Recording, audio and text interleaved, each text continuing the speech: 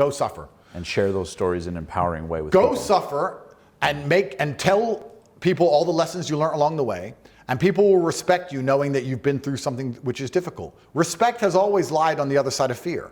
It still does right now. The reason we all watch the big boxing match and have so much respect for the men who get in there is because it's scary to do.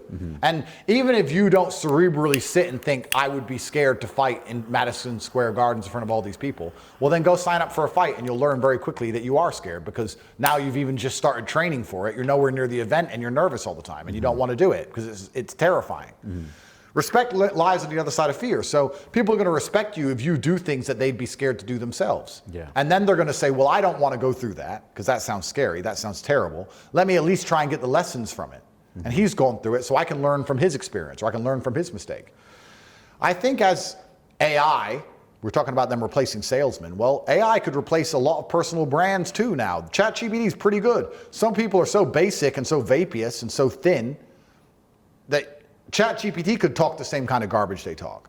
Unless you have some suffering to anchor to, how can you have any kind of personal brand at all? Yeah, and maybe I'm just talking from my own experience because my brand is built on pain and suffering, and maybe I'm trying to cope my way for having all the bad things happen to me that have happened to me.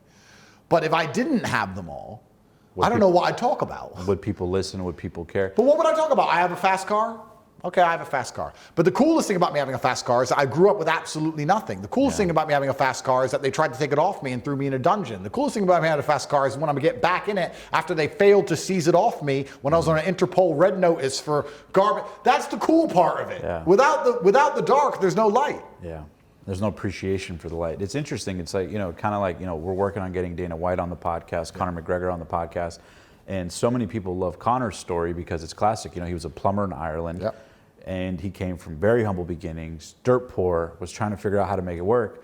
And now the story is, people champion him because they see versions of themselves in him, right? In their low situation, their low challenge. Yeah. And then today, he's, obviously been the biggest thing ever. Yeah. What are your thoughts on Conor McGregor? I like Conor.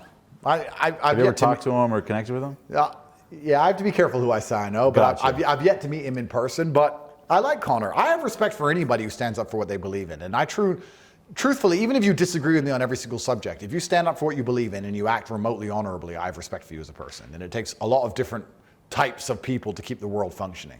I don't like snakery, and I don't like deception, and I don't like dishonesty. But I feel like Conor, I'm sure we don't agree on everything, I feel like he's an honest person.